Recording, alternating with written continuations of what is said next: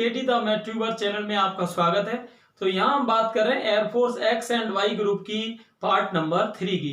तो हमने पार्ट 1 में देखा कि जब आपका एक्स और वाई ग्रुप में सिलेक्शन हो जाता है तो वहाँ कौन कौन सी ग्रेड होती हैं, कौन सी टेक्निकल ग्रेड होती है, कौन सी नॉन टेक्निकल ग्रेड होती है। हमने पार्ट 2 में बात करी, यहाँ पर पूरा सिलेक्शन जो साइकिल होता है वो क्या है। जैसे एजुकेशनल ट्रेड में मैंने बताया आपको कि एक साल में एक बार और बाकी एक्स और वाई में आपका एक साल में 2 बार, एक सेशन जनवरी टू जनवरी और एक सेशन आपका जुलाई टू जुलाई। अगर किसी ने वो दोनों वीडियो नहीं देखे हों तो पहले वो दोनों वीडियो जरूर देखे, तब इस तीसरे पार्ट पर आए तो उसको पूरी प्रोसेस अच्छी तरह से समझ में आएगी। तो इसमें हम बात करेंगे यहाँ पर जो एलिजिबिलिटी क्राइटेरिया है उसकी। अब देखिए यहाँ पर एलिजिबिलिटी क्राइटेरिया में कई सारे पॉइंट्स होते हैं। एज का क्राइटेरिया क्या होना चाहिए, मैरिड अनमैरिड का क्या होना चाहिए, उसमें मेल फीमेल का कंसेंट है वो क्या है, या जो एजुकेशनल क्वालिफिकेशन है वो किस पोस्ट के लिए क्या रहेगी। तो ये सारे डाउट मैं क्लियर करूंगा इस वीडियो में। तो चलिए विदाउट एनी टाइम वेस्ट सीधे चलते हैं अपन बोर्ड पर। तो यहाँ देखते हैं, यहाँ पर एलिजिबिलिटी क्राइटेरिया में मैंने कुछ यहाँ पर पॉइंट्स लिखे हुए हैं। ये पॉइंट्स स्टूडेंट मैं पहले से इसलिए भी लिख देता हूं ताकि वीडियो जो है वो कम टाइम का हो और अपना एक्स्ट्रा टाइम वेस्ट ना हो। चलिए देखते हैं। तो यहाँ पर जेंडर में क्या है कि ओनली मेल के लिए है ये, यानी जो फीमेल्स हैं वो एक्स और वाई ग्रुप का फॉर्म नहीं लगा सकते। ये केवल किसके लिए है, मेल के लिए। पहली बात तो ये हुई जेंडर। मैरिटल स्टेटस में क्या है कि जो कैंडिडेट है वो होना चाहिए आपका अनमेरिड। क्लियर, इसमें मैरिड कैंडिडेट अलाउ नहीं है। एज क्या इसमें क्या है, देखिए एक्स और वाई ग्रुप की जो एज है वो आपकी है यहाँ पर 16 टू 19 ईयर्स, और यहाँ पर एट टाइम ऑफ ट्रेनिंग उसकी जो एज होनी चाहिए वो 70 टू 20 ईयर के अकॉर्डिंग होनी चाहिए। कभी कभी ऐसा भी हो जाता है, जैसे इस समय कोरोना का पेंडेमिक चल रहा है तो अभी आपने देखा कि एज के जो क्राइटेरिया है वो इंक्रीज कर दिए गए हैं, लेकिन जनरल कंडीशंस में आपका यही है। यानी वैसे आपका 16 टू 19 ईयर्स हो गया, और जो एट टाइम ऑफ ट्रेनिंग आपकी एज जो है वो 17 टू 20 ईयर के बीच में होनी चाहिए। अब इसमें देखिए एजुकेशन इंस्ट्रक्टर जो ट्रेड है इसके लिए एज का क्राइटेरिया थोड़ा सा अलग है। इसके लिए एज के यहाँ पर 2 क्राइटेरिया हैं। अगर मान लो स्टूडेंट ग्रेजुएशन प्लस बीएड अगर ये उसकी डिग्री है तो वहां पर उसके लिए फिर 19 टू 24 ईयर्स का क्राइटेरिया है। लेकिन अगर वो पीजी प्लस बीएड करके मान लो वो इसमें आ रहा है तो उसके लिए फिर यहाँ थोड़ा रिलैक्सेशन हो जाता है, तो उसको 19 टू 27 ईयर्स तक कंसीडर कर लिया जाता है। ठीक, तो ये तो था स्टूडेंट अपना gender, marital status and age, और यहाँ पर एजुकेशन इंस्ट्रक्टर जो ट्रेड है उसके लिए एज का थोड़ा अलग क्राइटेरिया है। अब अपन चलेंगे एजुकेशनल क्वालिफिकेशन पर। तो स्टूडेंट्स यहाँ पर बात कर रहे हैं एजुकेशनल क्वालिफिकेशन की। इस वीडियो को अपन देखेंगे यहाँ पर 3 पार्ट में। एक तो एक्स ग्रुप के लिए क्या एजुकेशनल क्वालिफिकेशन है, वाई ग्रुप के लिए क्या है, जो तीसरा एजुकेशन इंस्ट्रक्टर ट्रेड है उसके लिए क्या है। तो चलते हैं, सबसे पहले मैं आपको यहाँ पर ले चलता हूँ पार्ट 1 इसका, जो कि आप चलते हैं एक्स ग्रुप में कि एक्स ग्रुप के लिए क्या क्या है। तो देखिए एक्स ग्रुप में यहाँ पर 3 केस हैं। केस 1 सबसे पहले तो यह है कि स्टूडेंट्स के पास जो 12th में सब्जेक्ट हैं वो फिजिक्स होनी चाहिए, मैथ होनी चाहिए और एक आपकी इंग्लिश होनी चाहिए। ठीक है, तो 12th में आपके कौन कौन से सब्जेक्ट हो गए, फिजिक्स, मैथ एंड इंग्लिश। बाकी जो कोई भी सब्जेक्ट हो सकते हैं, लेकिन ये 3 सब्जेक्ट होना कंपलसरी है। अब इसमें देखिए है क्या, अब जैसे 12th के बाद क्या है, इसमें 2 चीजें हैं। एक तो एग्रीगेट जो उसकी है वो 50% होनी चाहिए सारे सब्जेक्ट्स में मिला के, और जो इंग्लिश है उसमें अलग से जो है 50% मार्क होने चाहिए। ये तो हुआ इसका फर्स्ट केस। क्लियर, यहाँ पर दूसरा केस देखते हैं, केस नंबर 2। अब मान लो कई बार क्या होता है कि कुछ स्टूडेंट क्या करते हैं, आफ्टर 10th जो है वो जो 12th ना करके 3 ईयर का डिप्लोमा कोर्स कर लेते हैं। 3 ईयर डिप्लोमा कोर्स, ठीक है, इसमें कोई भी उनकी ट्रेड हो सकती है। अब इस 3 ईयर डिप्लोमा कोर्स में क्या है, ये इंजीनियरिंग डिप्लोमा कोर्स होता है, तो इसमें क्या है कि लेकिन इंग्लिश होना जो है कंपलसरी है। ठीक, इसमें इंग्लिश होना उनके पास कंपलसरी है। तो इसमें वही क्राइटेरिया है, इसमें टोटल आपका 50% होना चाहिए और जो इंग्लिश है उसमें अलग से होना चाहिए 50%। ठीक, अब इसमें देखिए एक केस थर्ड क्या है। केस थर्ड ये है कि अगर मान लो कोई स्टूडेंट ऐसा है कि उसके पास कोई स्टूडेंट ऐसा है कि उसके पास डिप्लोमा इंजीनियरिंग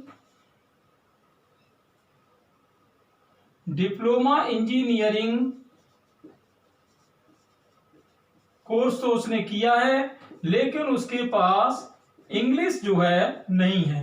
ठीक, तो ऐसी कंडीशन में देखिए क्या होगा कि यहां पर फिर उसके 10th में जो है 10th में मार्क्स जो है वो 50% होने चाहिए किस सब्जेक्ट में, इंग्लिश में। ठीक, यहां पर ये ध्यान रहे कि केस सेकंड है, जैसे केस सेकंड में मान लो कोई स्टूडेंट ऐसा है जिसके पास इंग्लिश सब्जेक्ट में केस सेकंड में देखिए क्या है कि कोई स्टूडेंट है, अब उसने डिप्लोमा कोर्स तो किया है लेकिन उसके पास इंग्लिश नहीं है। ठीक, तो वहां पर उसके 10th के मार्क्स देखे जाएंगे। लेकिन अगर मान लो उसके पास इंग्लिश है और इंग्लिश में अगर मान लो उसके पास 50% से ऊपर मार्क है लेकिन 10th में उसके मार्क 50% से नीचे हैं, ठीक, तो भी वो कंसीडर कर लिया जाएगा क्योंकि यहाँ पर 10th के मार्क मेन है, क्योंकि यहाँ पर इंग्लिश नहीं है उसके पास डिप्लोमा में। लेकिन यहाँ क्योंकि उसने डिप्लोमा कोर्स में इंग्लिश में 50% मार्क ले लिए हैं तो यहाँ 10th के मार्क्स पे कोई डिपेंडेंसी नहीं है। तो यहाँ आपने देखा 3 टाइप के यहाँ पर केस है। पहला केस क्या था कि 12th में फिजिक्स, मैथ और इंग्लिश होना कंपलसरी है जिसमें उसके टोटल 50% आए और इंग्लिश में 50%। और अगर मान लो उसने 10th के बाद कोई डिप्लोमा कोर्स कर लिया है ना, तो इसमें क्या है कि अगर उसने इंग्लिश के साथ किया है तो उसके 50% वहीं पर चाहिए और अगर उसने बिना इंग्लिश के ये डिप्लोमा कोर्स किया है तो उसके 10th में जो है वो 50% इंग्लिश में मार्क होना कंपलसरी है। तो ये था आपका एक्स ग्रुप का एजुकेशनल क्वालिफिकेशन का क्राइटेरिया। अब चलते हैं सीधे वाई ग्रुप। तो यहाँ स्टूडेंट्स जो है पार्ट 2 की बात कर रहे हैं जिसमें कि मैं वाई ग्रुप की एजुकेशनल क्वालिफिकेशन के बारे में आपके डाउट क्लियर करूंगा। तो देखिए इसमें भी 3 केस है। फर्स्ट केस क्या है, जैसे मान लो कोई स्टूडेंट है 12th में, अब उसके पास अगर मान लो वो वाई ग्रुप में जाना चाहता है, ठीक है, वाई ग्रुप में जाना चाहता है तो 12th में उसके पास जो है यहाँ पर कोई भी स्ट्रीम चलेगी, यानी कोई भी स्ट्रीम चलेगी, बस इसमें क्या है इंग्लिश होना जो है यहाँ पर कंपलसरी रहेगा, है ना। यानी अगर वो आर्ट का स्टूडेंट है, एजी का है, बायो ग्रुप का है, मैथ ग्रुप का है, वो सभी उसमें कंसीडर होंगे, लेकिन इंग्लिश उसके पास एक पूरा सब्जेक्ट के रूप में होना चाहिए। और बाकी इसमें वही रूल है कि टोटल में उसके 50% होने चाहिए और बाकी इंग्लिश में उसके अलग से 50 मार्क्स होने चाहिए, ठीक है। यानी इंग्लिश में उसके 50% होने चाहिए और टोटल भी उसका 50% होना चाहिए, ठीक है। यहां पर एक बात नोट करने की है कि वाई ग्रुप में जब मैंने आपको जो पूरी 13 ब्रांच बताई थी, अगर आपने देखी वो ट्रेड का वीडियो नहीं देखा है तो ये क्योंकि मैं आपको बता रहा हूं, ये जो है वो इस सीरीज का 3रा वीडियो है, तो अगर आपने पहले तो वीडियो नहीं देखे तो उनको आप एक बार जरूर देख लें। तो मैंने आपको पार्ट 1 में बताया था कि जो वाई ग्रुप की ट्रेड होती है वो 13 होती है, उसी में एक ट्रेड मैंने बताई थी आपको मेडिकल असिस्टेंट ट्रेड। कौन सी? Medical assistant trade. ये क्या है, एक नॉन टेक्निकल ट्रेड है वाई ग्रुप में। तो इसमें क्या होता है कि जो इसकी मेडिकल असिस्टेंट ट्रेड है,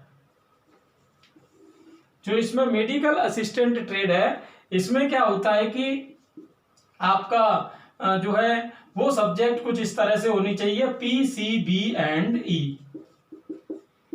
PCB एंड E में क्या मतलब है कि physics, chemistry, bio and English, ये चारों उसके पास होने चाहिए। जबकि ऊपर आपने देखा कि वाई ग्रुप की और जो ट्रेड्स हैं उनमें कोई भी स्ट्रीम का स्टूडेंट चलेगा, लेकिन जो मेडिकल ट्रेड है उसमें बायो ग्रुप का स्टूडेंट होना यहाँ पर कंपलसरी है।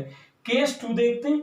दूसरा क्या केस है, देखिए जैसे कि अगर किसी स्टूडेंट ने मान लो यहाँ पर 12th पास आउट नहीं करी है तो यहाँ पर क्या है कि अगर उसने आफ्टर 10th कोई वोकेशनल यहाँ पर कोर्स कंप्लीट कर लिया है, यहाँ पर तो वोकेशनल कोर्स में क्या कई तरह के केस आते हैं, जैसे कि वेल्डिंग है, फिटर है, आईटीआई है, पॉलिटेक्निक है, तो इसमें कई तरह के केस होते हैं। तो उसने अगर कोई वोकेशनल कोर्स कर लिया है तो यहाँ पर दो चीजें हैं। तो यहाँ वोकेशनल कोर्स में क्या है कि उसकी 50% से पास आउट होना जरूरी है। और यहाँ देखिए अब दो चीजें हैं।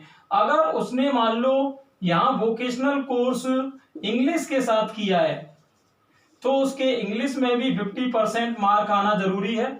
और अगर मान लो उसने यहाँ पर विदाउट इंग्लिश के ये कोर्स कंप्लीट किया है तो फिर उसके 10th में जो है 50% मार्क इंग्लिश में होना जरूरी है।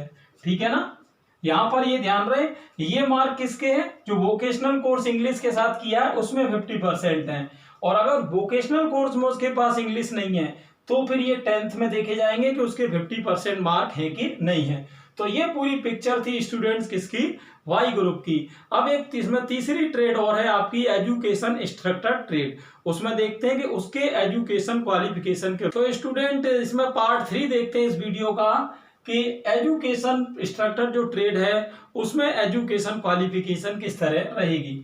देखिए इसमें क्या है कि यहाँ पर एज मैंने आपको पहले ही बता दी थी कि इसमें जो है एज है आपकी 19 to 24 तो उसके लिए चाहिए जिसने कि ग्रेजुएशन प्लस बीएड कर लिया है।